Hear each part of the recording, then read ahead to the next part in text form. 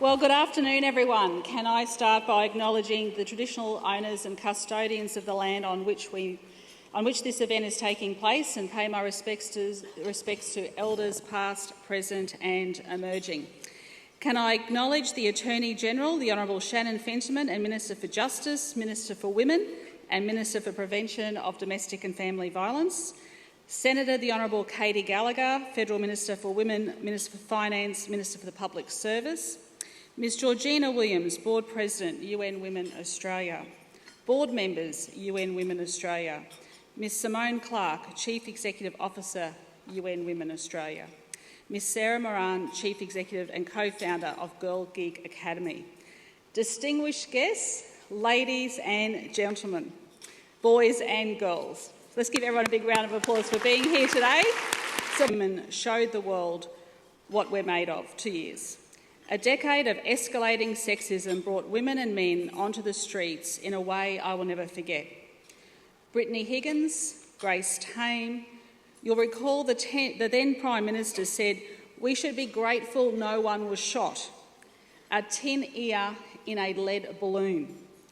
All that frustration and anger carried through to the subsequent federal election and changed the electoral landscape, perhaps forever. But I'm here to tell you, friends, in the words of another Prime Minister and possibly one of this nation's greatest leaders, maintain your rage.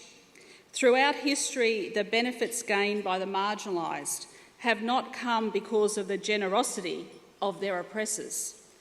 They have been hard fought for and won, internationally at great risk and cost. In Afghanistan, 35 women and girls were killed when their school was bombed last September. This is 10 years after the Taliban gunmen shot Malala Yousafzai for the crime of speaking out about the rights of girls to be educated. In 2021, the Afghan Women's Affairs Ministry was replaced with the Ministry of the Propagation of Virtue. It instantly ordered women to cover their faces in public, halted the issuing of driver's licences to women, and ruled they could only use public transport if accompanied by a man and if they sit behind a curtain-off section on the bus. They banned women from public parks.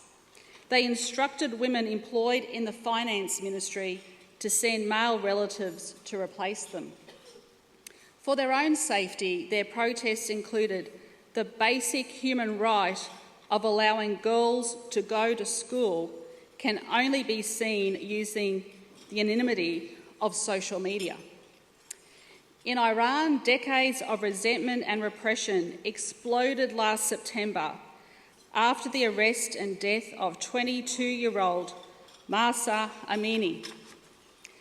Mahsa was killed for displaying a few strands of hair outside her hijab.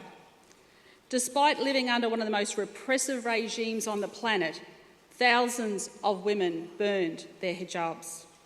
The chant of women, life, freedom continues to defy authorities there and is now being echoed in Afghanistan. Although life here is nowhere near the same, it is a cause we should take up because wherever women are denied basic human rights, all women must join the fight. I'm supposed to use these brief minutes addressing today's theme, cracking the code. In it, I could tell you of the free TAFE programs we offer women and unpaid carers to get back into the workforce, the $20,000 we give employers to employ disadvantaged women, or the 34,000 women who receive government assistance to get back into the workforce, or the women who make up more than 50% of government boards and senior roles, including the Director-General of my own Department of Premier and Cabinet. I could even highlight to you that in Queensland, the highest officers of Governor, Premier, Chief Justice and Police Commissioner are for the first time ever all women.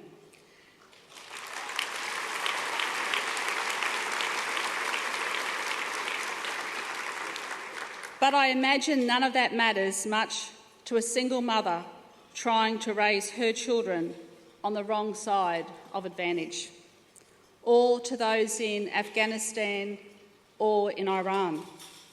No, cracking the code to equality means demanding it. There can be no equality until all women are equal and free. Governments, especially ones led by a woman, do what we can, but we must summon and continue to summon the activism that drew us to the streets 2 years ago. As Maya Angelou says, first gain the strength to stand up for yourself, then use it to stand up for others.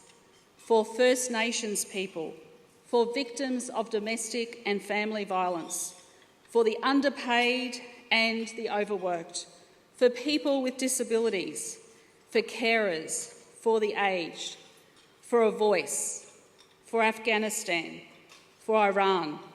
Women, life, freedom. Zan, Zandiji, Azadi. Maintain your rage. Thank you.